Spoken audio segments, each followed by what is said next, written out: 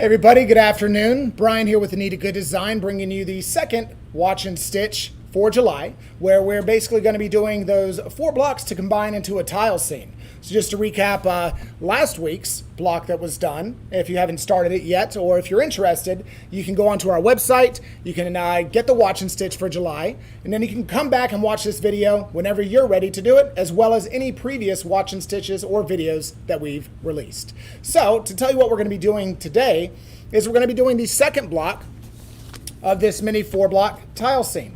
So just to kind of show you here, this is a different colorway than what we're doing today, but this was the original stitch out. So we have the first block, we have the one that we're going to be doing today, which is going to be doing applique, folded fabric, quilt block, embroidery, all those 4 major things. Then of course we have 2 more that will be coming up, which actually looks a little better when you hold it up like the tile scene. So we're going to be doing the star today, but just wanted to kind of show you the other 4 blocks. And as a special announcement, at the end of this month, to get the exact date here, make sure I don't tell you wrong, on July 28th, Brooke is going to be doing a bonus video where she's going to walk you through the steps on how exactly to stitch together a tile scene. So if you've ever done a tile scene in the past and you've stitched it together, and then when you're done you notice that nothing really lines up when it crosses the seams, then stay tuned, wait, and you're going to be pleasantly surprised with Brooke's instructions coming up on the 28th of July. So look for that bonus video. But let's dive right in and talk about what we're doing today, and then we'll try to get into some questions as well as maybe give away some prizes. So stay tuned. So what we're doing today with this exact quilt block is actually one of my favorite kinds to teach. Because if you've ever watched anything that I've taught, I always talk about how there's only really 4 things you do when utilizing Anita Goodesign software in terms of techniques. And of course, we're basically just recreating traditional techniques with the aid of a digitized program file that we create. So your machine knows what to do. So what techniques are we doing on this? Well, first we're doing embroidery, obviously.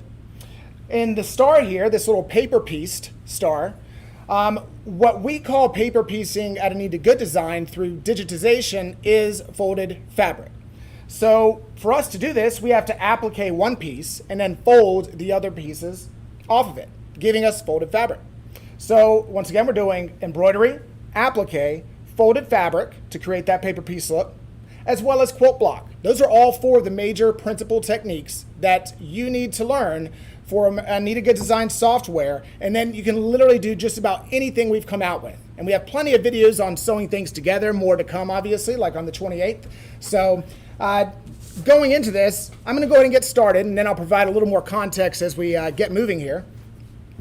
But when we're starting this, the first things you want to do, of course, is to not only open up your tutorial book to the picture steps, because that's always handy, but if you're not using the number steps, then it's going to mess you up, basically. So with these number steps here, I always like to kind of either have it out into the side or maybe make a copy if you're having trouble remembering to go back and forth, because your first habit is going to be to only look at the picture steps if you are new. Those are handy, but the number steps are what correspond with the steps on your machine. So the first thing I'm going to do is read my first number step. And for this one, which I'm on page 31, if you're following along in the tutorial book, and the file I'm using is TSSM2. Which is the bold lettering to the right of the picture. So the first step is a squaring stitch. Then we're going to place our batting. So I'll explain as I run this step, but at Anita Goodesign, because we have digitized files, we're able to use a paint by numbers approach to creating any of our designs. So when we do that, essentially we're doing a placement stitch first. That lets us know exactly where we need to put things in the hoop. See, traditionally, if I were to embroider on a quilt block that I would put into a quilt, I would be hooping my stabilizer and a whole piece of fabric. And then later on, I would add my batting in when I went to quilt it. With Anita Goodesign, and let me fix that thread there, what we do is we actually just run a placement stitch, which tells us where to put the fabric. So now I'm not having to hoop a whole big piece of fabric with waste. I'm actually able to see the size of what I need to prep. I can cut it out with a little bit of a seam allowance added to the measurement. And then I can actually know exactly where to put it. It'll tack it down in the hoop, therefore not allowing it to move around or draw in or pucker as we go. Likewise, we like to add our batting in as we go because we're going to quilt the top of our quilts. One thing I've always noticed on doing live events in person is when I set up the samples and people come in that day, for the first day of class, I can tell who my quilters are because they walk right over to the quilts and they look on the back of them. And when I first started, I was like, well, what are you looking on the back for? All the cool stuff's on the front. But what you were looking for is to see how we actually quilt our quilts. And we're doing it in the hoop. Stippling, quilting stitches, anything like that. So to pause on that thought for a moment, we ran the squaring stitch, and then we're going to place our batting. So we've already prepped a lot of these materials, and the materials list will be in the beginning of the tutorial as well. The next step is to tack it. So a tack down will now come back around and tack our batting into place. Now, why is the first step called a squaring stitch? Technically, it is a placement stitch. That's what we refer to most things when it comes to, okay, it runs a single ply stitch. Now I know where to put my applique, or I know where to put my batting, or a piece of fabric, whatever it might be. A squaring stitch is given a special term because it is the first step of a quilt block. So the very first step, that squaring stitch, means there will be no stitching outside the squaring stitch. Everything else that happens is inside the squaring stitch.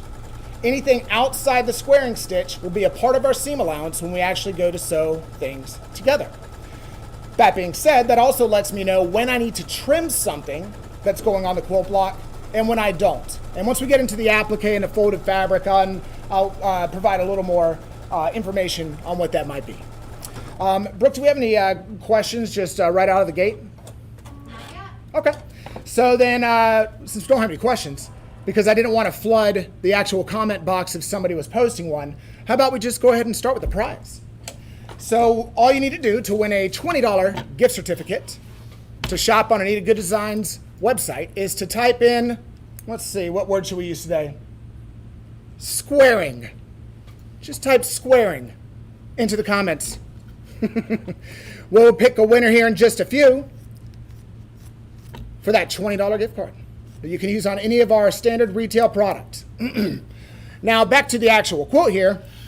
So when it does the actual tack down, and I want to try to get it close so you might be able to see on camera.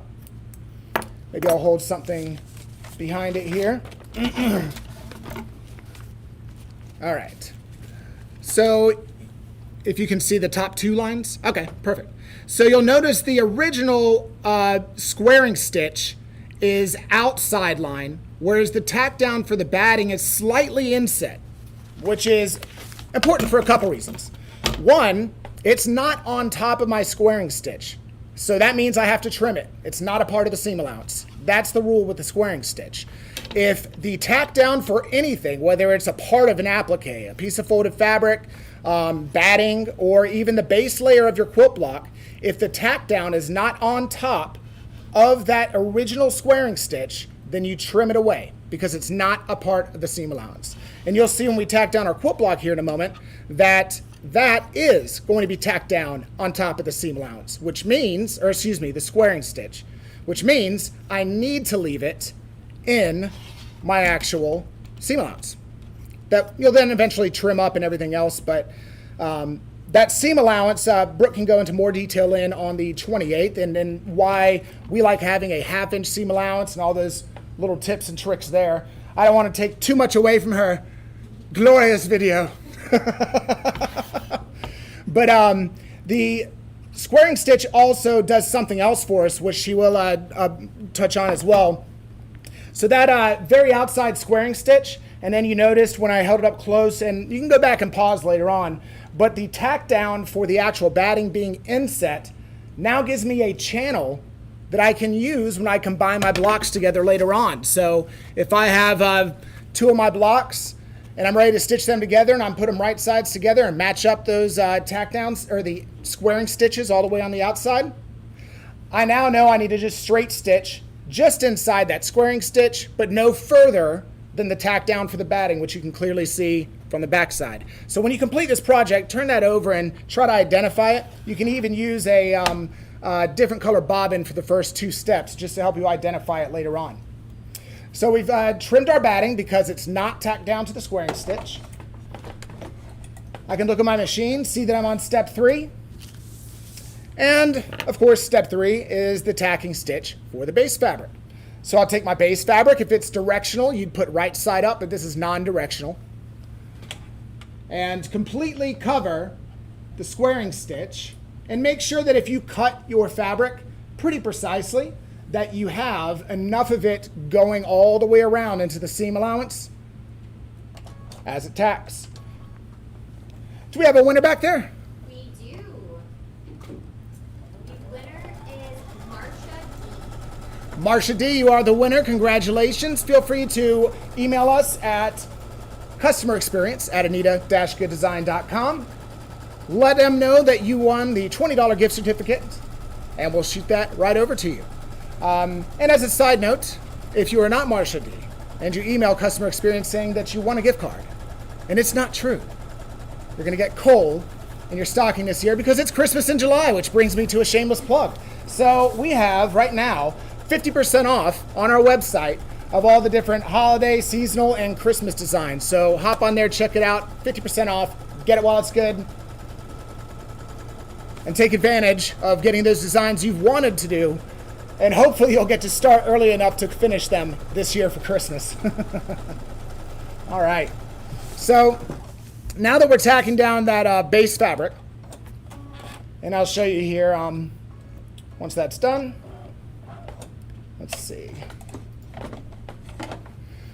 So you can see how when I tacked it down, I made sure that I had close enough to about a 1/2 inch into the seam allowance all the way around. It tacks down, which if you're at home, you can pull that back and you'll see that you can't see the squaring stitch anymore because the tack down is on top of it. So that rule of the squaring stitch tells me I am not going to trim anything that is tacked down to the squaring stitch. All right, moving on. I told you that we quilt as we go at Anita Goodesign. So the step after that is going to be for the stippling. So I'm just going to do a tonal color that matches the base fabric because we like our stippling to give dimension, not add a distraction with the contrasting color. And we're off to the races. So this right here takes out a lot of added steps. If you were to do a traditional quilt, for instance, you know, you would be stitching out your quilts with everything, or quilt blocks rather, completely hooped. You'd have to trim them up, mark them up perfectly, straight stitch them together perfectly. Later on, you'll be going in and adding the batting and back fabric and quilting it all together. Well, it's already quilted. When you go to finish our quilts, you're literally just putting the base fabric, or back fabric rather, right side down on the table. You're taking your whole quilt that you've already sewn together and basically just straight stitching in the ditch to combine them. And then of course there's the binding and everything else, but we have tons of videos on those. And again, Brooke is going to be walking you through this 4-block mini tile scene and the tricks to doing a tile scene versus original, just regular quilts rather. So as I mentioned, that there were the 4 things that you need to know to do basically anything. Like they're the foundation techniques. Everything else is an application off of those principal techniques, which again, embroidery, applique, folded fabric, quilt block. So far, you already knew embroidery because embroidery with digitized software is only putting my thread on the machine, loading my design, and just hitting start. Basically, that's simple. The quilt block portion that we're doing now, only 2 steps really make a quilt block. Those first 2 steps are the squaring stitch and the tack down for the batting. Anything else that happens on top of that is either going to be applique, folded fabric, or embroidery. Now, technically, the base of the quilt block is not considered an applique, but the technique to do applique is the same. You have that placement stitch, which was a squaring stitch. We put our fabric right side up, and then we tack that fabric down, and we trim it as long as it's not tacked to the squaring stitch. So in other words, sometimes you may have a really decorative base of a quilt block, which actually I have an example right here. So this scarf over here, you'll see how this was appliqued. And this part of the scarf, we trimmed everything inside the squaring stitch. But notice what we did over here. That part was tacked down onto the squaring stitch, so that rule clicked and told us, don't trim that. Because if we do, later when we sew this together, if it has any type of pull on the seam and there's no tack down there for it, it's just gonna come up. So that's why you wanna make sure that those things are trimmed when they should be and left, wait, am I saying that backwards? Left when they should be and trimmed when they should be. So just do what you should be doing. If I didn't completely confuse everyone on that. So the next steps that we'll be getting to after it's done running the stippling is the applique and the folded fabric.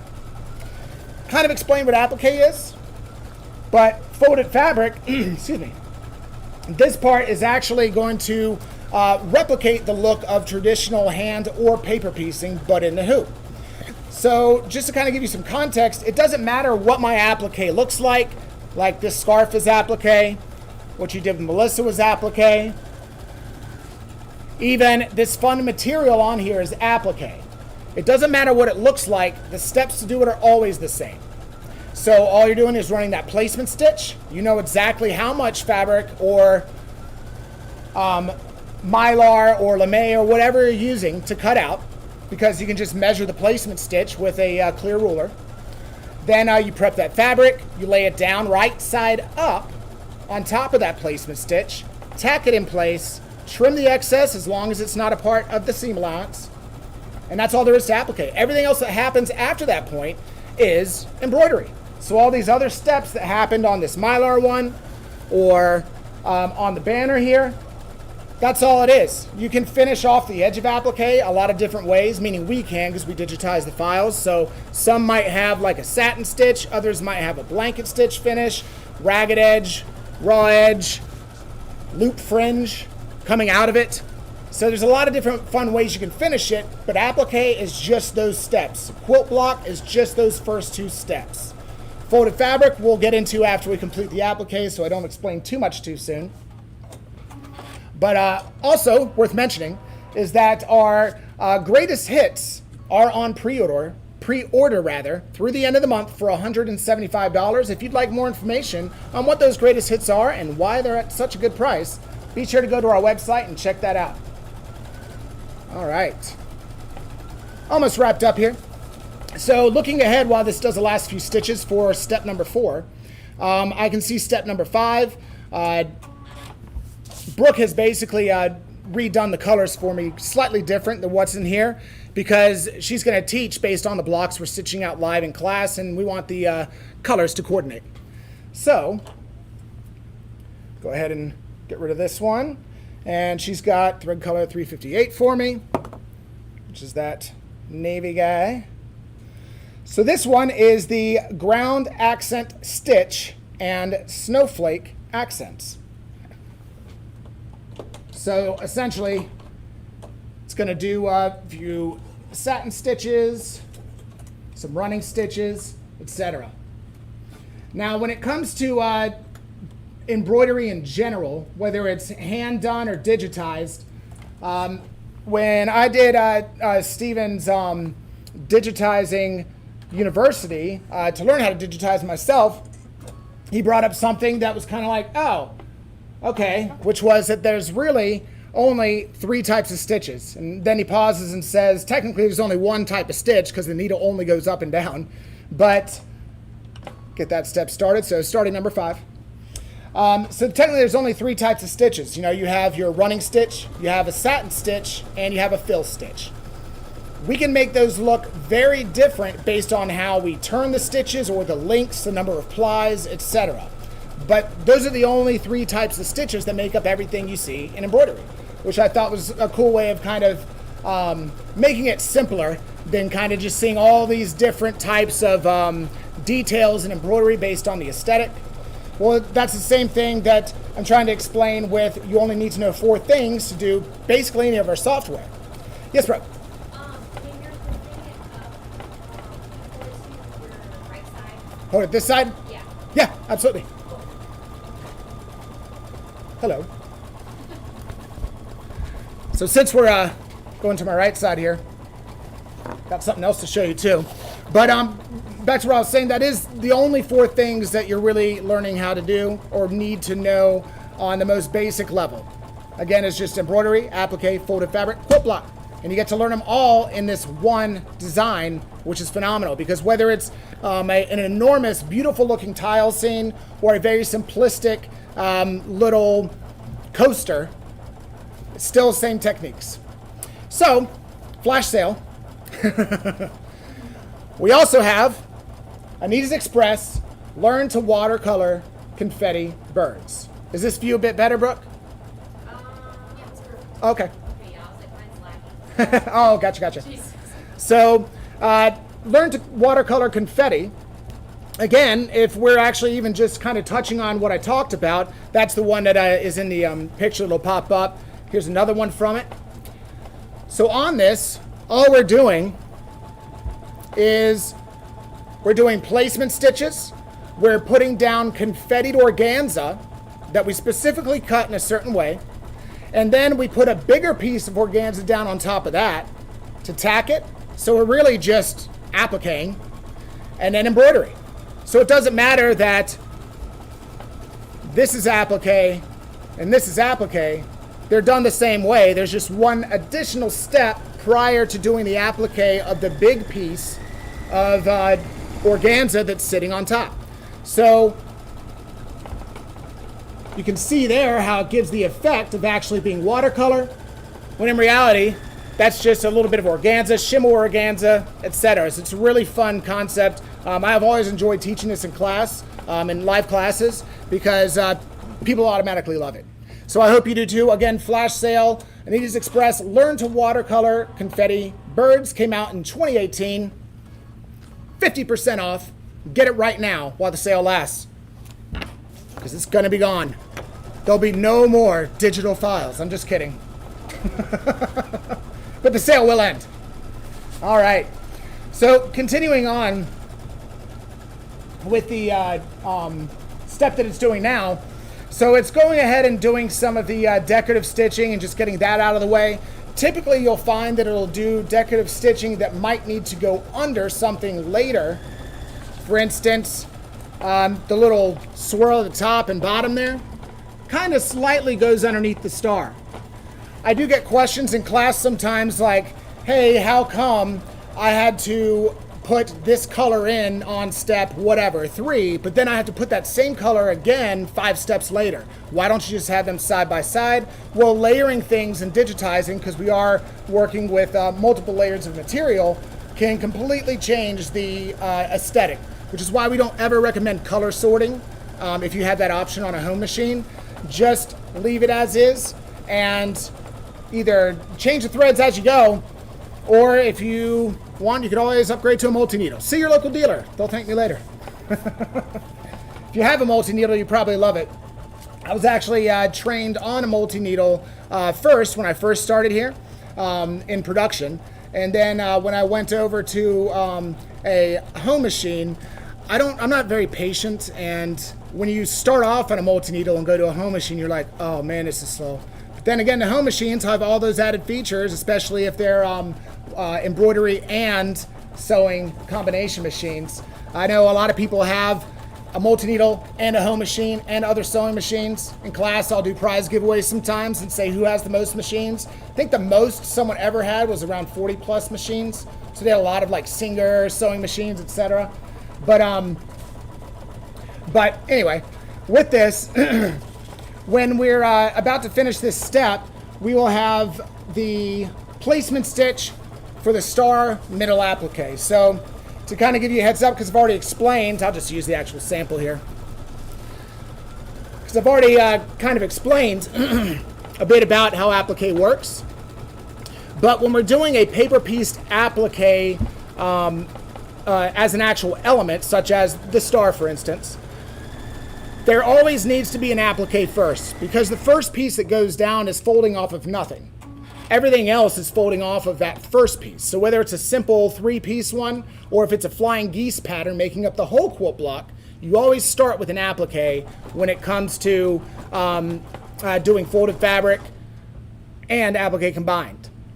So even if you're doing a folded fabric background, it's going to be applique, then each piece would be folded off of that. So our applique goes first, and then we'll get into the folded fabric. All right. So something else I want to go back and talk about was the Christmas in July, 50% off, because those holiday and seasonal designs and Christmas designs that are currently running half off on our website. Get it while it lasts. Those are something that whenever I do events and it's past July, or if it's getting into September, October, November, that's when people are like, I don't know if I have enough time to really make anything. Well, you don't always have to stress about making a whole quilt for somebody, because something we like to say here is not everybody is quilt worthy. You're also not going to make quilts for every single person in the office, but we have so many different fun projects, even holiday embroidered cards. I'm sure you'll be able to find something out there that isn't a time crunch for you to stitch out either. All right, so am I holding that upside down? No, okay. But anyway, so you can see where we're at now. We have our stippling done. We've done some of the decorative stitching. And now we're ready to move on to our next steps. So moving on to step 6, I can see the machine tells me I'm on 6 of 17. So reading step 6 is placement stitch, then place star, middle, applique. So we'll go ahead and run that placement stitch. And I'm just going to do that in the same color I had it on right now, because it'll be hidden in the end there. Especially since the folded fabric's going to be folded off of it. However, just as a good habit to get into is if the stitch is not a part of the final aesthetic look, we always recommend that your placements and tack downs be tonal with whatever it's going on, so it doesn't show up later on. Meaning, the placement stitch we just did in the middle of the star there, if I was putting a white applique and white folded fabric on top, it might show through and cast a shadow later. So just a little point there. So I've got my placement stitch, I've got my fabric that was prepped for me. I'm putting it right side up. So again, right side up, completely covering that placement stitch. If you're at home, I do recommend taping the corners. I just know that the needle only goes up and down, so the only thing I need to know is not to put my finger under the needle, which I've already done. So, didn't you do that already, Brooke? I didn't. You didn't? Oh, okay. I know Lauren has as well. I was there that day. All right. Oh, thank you. Yeah, I get a little lazy with tape, but Brooke did prep it for me, so I'm just going to show you how we recommend taping. Even though it's already ran that step, I always recommend taping the corners of whatever you're doing. In most cases, so like that. That's how I would recommend taping it, whether it's on the back of the hoop because you're making something that's freestanding, or whether it's applique. But the corners are going to be your best bet for taping things down, and make sure that your tape is pressed nice and flat. We like to use embroidery tape. Tell us what you like to use in the comments. Okay, I'm going to put my scissors.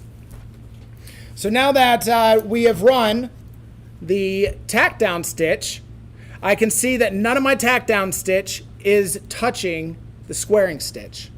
So now I know I need to trim all of it. So we'll go ahead and trim this up. A question I get a lot in in-person classes is how close do you need to trim? That's a little relative to the type of finishing stitch that will be done on the applique. For instance, if it is a ragged edge finish, then I'm obviously going to leave a bit more out, maybe like a 1/4 inch or whatever. Or a raw edge finish. Or if it's blanket stitch, I want to get as close to the tack down as possible. If it's a satin stitch, like what we're doing here, then it's a little more forgiving, meaning that I'll have at least a little bit of coverage wherever that's going to be. So For this particular one, the satin stitch will kind of cover here and here, but the folded fabric is going to cover these sides. So to show you that a little bit closer, you can see that I have about between a 1/16 and an 1/8 of an inch maximum sticking out past that tack down. All right, now that we have done applique, and again, that's applique. Whatever happens after that is something else like folded fabric or embroidery. That's all there is to applique. Placement stitch, fabric right side up, tack it, trim it where it needs it. All right, on to the next step. On step 8, we have the placement stitch, then place star right folded fabric. So when that verbiage basically means the right side of the star's folded fabric. Even when I wrote tutorials, it's oftentimes difficult to give really good context in a few short words, and we try not to make our number steps an Encyclopedia Britannica with words. So we always look for ways to kind of maybe explain things with as few words as possible, but still providing some context. So if that didn't make sense to you, which usually it does to most people, but I know even myself when I first started, I had to wrap my head around how we were writing things. Okay, so we did our placement stitch for the folded fabric. So what that placement stitch did is it came up, out, and around, basically outlining the rest of the star. But I can see that it came just inside that original one, which I should have done 2 different colors just to highlight it better. But the stitch that's just to the inside, that is the placement for my folded fabric. The stitch that's just to the outside, that is the tack down for my applique, just to kind of give you a little reference there. So how do I know where to place my folded fabric? Well, I know that I want my folded edge to be here because I can see that in the picture, which is kind of cheating. But the way to actually tell is wherever the placement overlaps a previous piece is your starting point. So I've got my folded fabric. I'm going to put it right side down. Now, I want it to eventually cover the rest of the star over here, but I want that folded edge. So folded fabric after the placement stitch is always put right side down and brought just inside the placement. And you can lay it down over where it overlaps that previous piece of fabric. So right there. So I'll go ahead and get this in and kind of show you, because folded fabric only has 3 steps. It has a placement stitch, it has a tacking, or a folding stitch rather, and then a tacking stitch. So the next step here, as you can see in step 9, is the folding stitch, then we're going to fold it. So taping my corners, as a good boy should.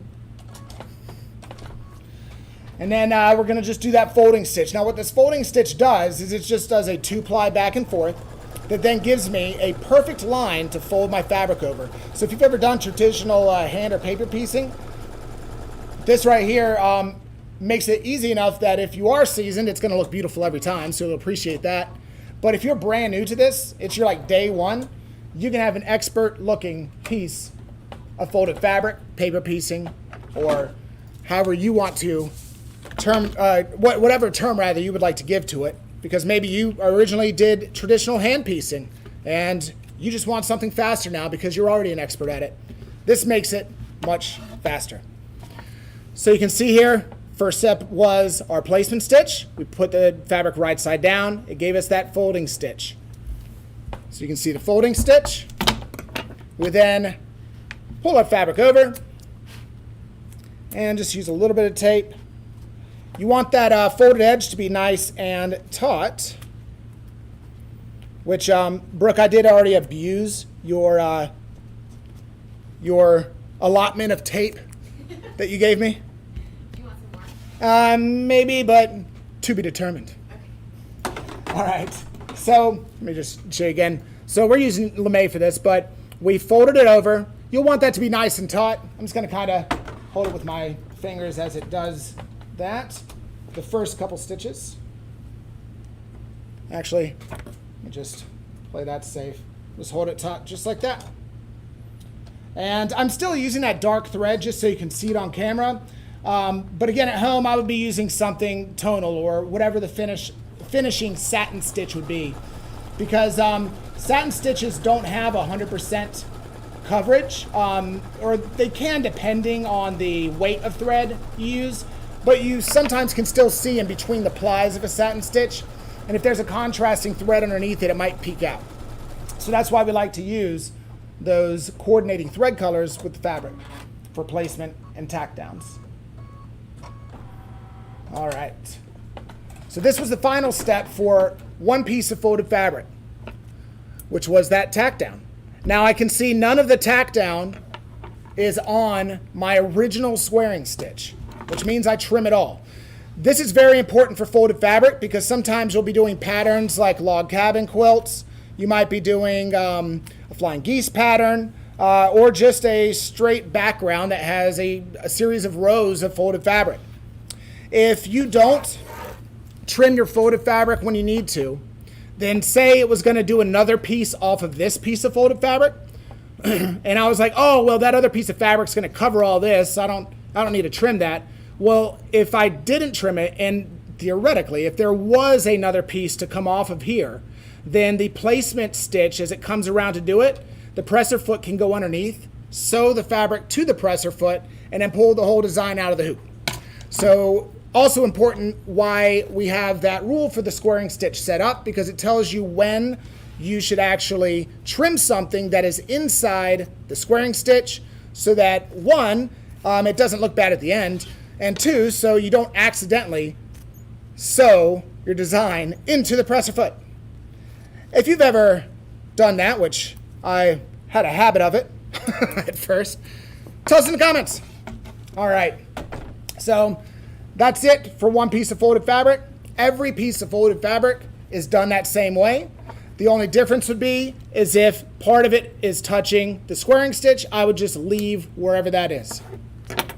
So no matter what you're doing, even if it's a zipper bag, and I'm doing folded fabric off of the zipper, for instance, those same 3 steps: placement stitch, folding stitch, flip it over, tack it down, trim where needed. All right, on to the second piece of folded fabric. So we're on step 11 now. So for this one, I'm not going to go back and really re-explain anything. And if you notice, because this comes up a lot in classes too, this is why I say picture steps are great, because they give a visual context of what you're getting into. But with the picture steps, if I go to where it does the folded fabric, yeah. So the picture steps show me how to do the folded fabric for the star, but we don't have picture steps for every single design in every single tutorial. We only have picture steps to show you the techniques that you'll be utilizing within that particular software collection. So you can see here, it shows you how to do folded fabric once for the right side. And here, it'll have verbiage that basically says, follow those steps, which it refers to pictures D through H. What that means is just do folded fabric the way we just showed you again. So if you're not using your number steps, you would have missed a lot. So that's why I always say number steps and picture steps in combination, because after I read my number step, if I'm not quite sure what it's talking about, then that picture's a reference. But the picture should not be the only thing you're looking at, because it will not give you all of the instructions. That makes sense. All right. Brooke, any questions? No. How about some prizes then?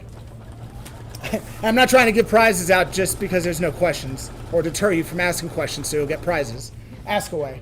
But the next word that you can type in the comments to win a $20 gift card to spend on our website for any of our retail product is star. Type star in the comments and we'll pick a winner in just a few. All right, finishing up the last step for that second piece of folded fabric. If you're wondering what I'm doing here because you can't quite see me, I was just pressing that crease, that edge, that's all. So you can use your fingers, but with the lame, I kind of wanted something a little bit harder just to kind of get it nice and folded so it's taut on that edge and isn't bubbled when it finally gets stitched down. All right. And this is the last step for the second piece of folded fabric. So again, what we've learned so far is everything. You just learned all of the fundamental core principal techniques to do any of our software packs. I mean, aside from sewing things together, embroidery, applique, folded fabric, and quilt block, all in one hooping. And you just learned how to do everything that we do here at Anita Goodesign. And there's a good reason for that, and that's because we wouldn't be able to come up with all the stuff that we do on a monthly basis if we had to reinvent the wheel every single month. So everybody who is a part of Anita Goodesign, from the artists who draw things, the artists who create all the artwork for our digitizers, artists draw things. Sorry, Carol. They're essentially drawing for it to be digitized. So they're not going to draw like really tiny elements that can't be reproduced by thread.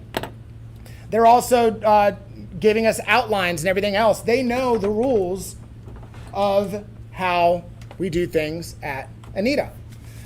Digitizers do as well. Everybody down the line, from the machine operators, tutorial writers, there's no question as to how we would do this, because it's not something brand new. It's just the same techniques. It just looks different. All right, so step 14 now is going to be when I start to change the color here. So now I'm getting into more of the aesthetic decorative side of it. So first color we got is a metallic thread, G1, star outline. All right. We'll see what this metallic thread wants to do. Typically, like if I'm on the production floor, and this is what I recommend to people who have had issues with metallic thread, is, well, let me just describe it from the beginning. So metallic thread, and I'm running step 14 now for those following along. Metallic thread is essentially a mylar-based thread. So just like you have mylar here, which if you're not familiar with mylar, party balloons that you get at a grocery store, whatever, that's mylar-based. So metallic thread is mylar-based thread. And you'll notice that when I take regular like poly, rayon, cotton thread, and I turn the spool over, it comes off straight. Metallic thread, because its core is actually mylar, it will maintain a coil. That coil is what causes you the most problem, because if I don't have enough line going into my machine that is able to straighten itself out before it gets into my machine, then it's just bringing a coil into the machine that will inevitably grab something and break. And that's where most breaks come from. Another reason that it could be happening is maybe that you're not using the proper needle.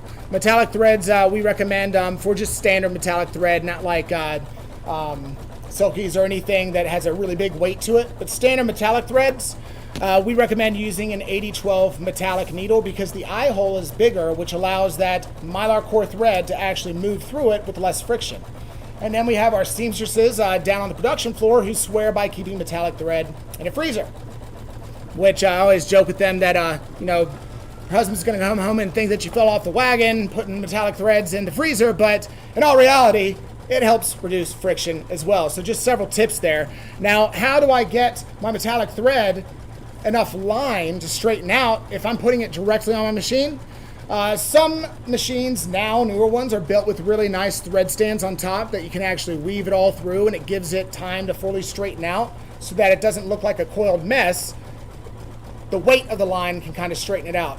I like using a cast iron thread stand, and even on the production floor, we'll set them 3 to 6 feet away from the machines, and we can run them on 3/4 to full speed with very little issues, also using the freezer technique I taught you about and the 80-12 metallic needle with that eye hole.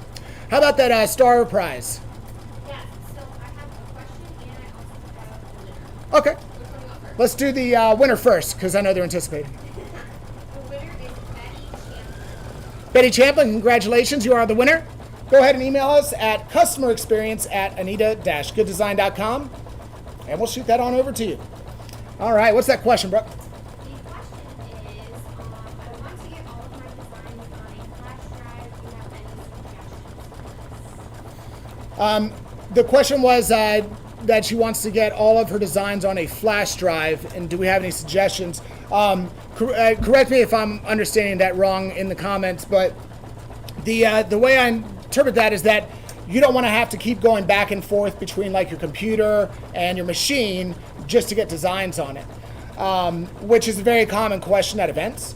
The issue is that depending on your machine and how new or old it is, if it's an older machine, you have every single design that you've ever got on that USB, and you go and put it in that machine, well, one, you might not have enough space on that USB to even do that. But even if you do, and you put it in the machine, and it's an older one, it's just gonna blink at you forever trying to read it, and you're gonna notice that it performs much slower. So, likewise, if you're not storing all your designs in some sort of either cloud up in the sky or a hard drive or a backup disk, and you're only keeping all of them on an actual USB, then deleting that on accident could wipe it for good unless you have them digitally stored on our website, either through our club membership program or through just doing direct purchases and downloads through the shopping cart.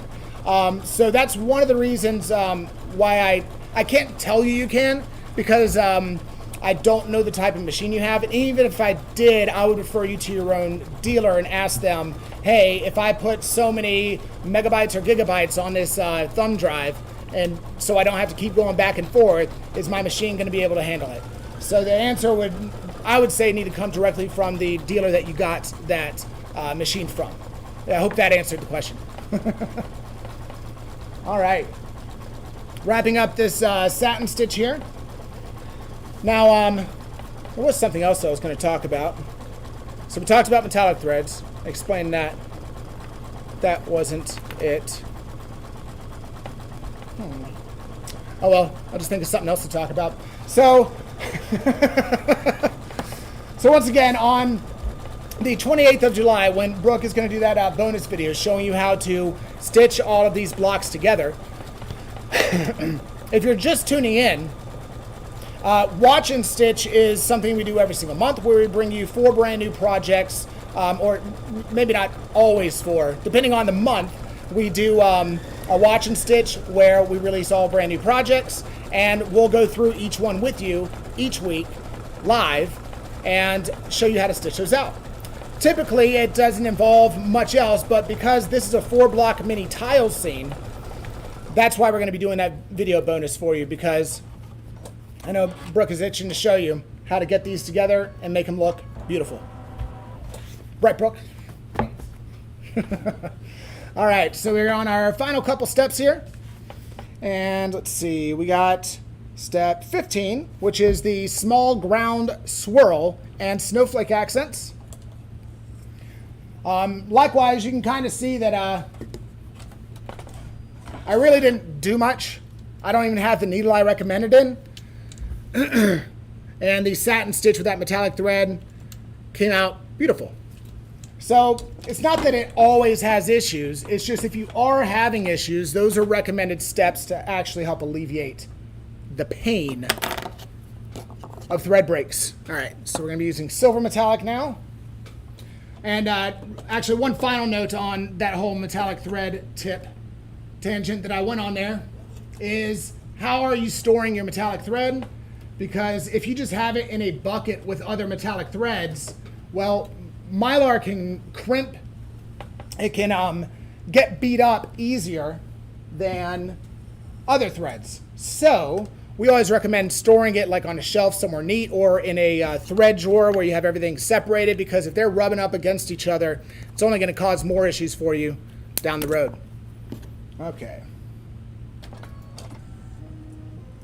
Get that out of there. So a moment ago I had mentioned, you know, how you can store your designs on our website digitally. That's only if you did a direct purchase from our website. So say that you went on there to take advantage of the specials I've been telling you about. You purchase it through the shopping cart. It'll be under the customer center Then when you go to the dashboard, you click on orders, and every single order you have, all the files underneath it are all there for you. You can download them wherever, whenever you want. So it's not like a CD where you break it and it's gone and you have to go back and repurchase it. But then we have our club membership program. So if you're not familiar with it, we're not showing that one yet, are we?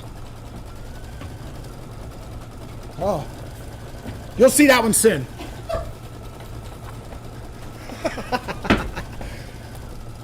Yes. All right, so this right here is May 2022, All Access. That's our club membership program. What it does is every single collection, if you flip over on the back of the book here, that we made in May, all the hundreds of designs, all the 5 different embroidery collections, 2 different quilting collections, 2 projects that we came out with that month, are all combined and given to you at a massive discount. So what this does is it allows you to build up your embroidery library. So now that you know the 4 basic principal techniques, you can literally do any of the projects that came out that month. So also, because this is a book, you not only get all of the designs stored under the customer center when you go to All Access, they'll all be there for you. You can download them. It never goes away, so if you don't continue your club membership, then you don't need to worry about it. On step 16, for those following along, more of the decorative stitching. So that is stored online for you forever. Even the tutorials for everything are combined into an interactive PDF. So you don't have to take all of your stuff with you and bring bins, especially if you're a snowbird or if you travel a lot or you want to go over to a friend's house. You can just log in and download and then do whatever on any machine because our files are not machine specific. So there's a couple different ways to sign up for All Access. 2 of them will give you a physical book, and 1 is purely digital, meaning you don't get the physical tutorial book.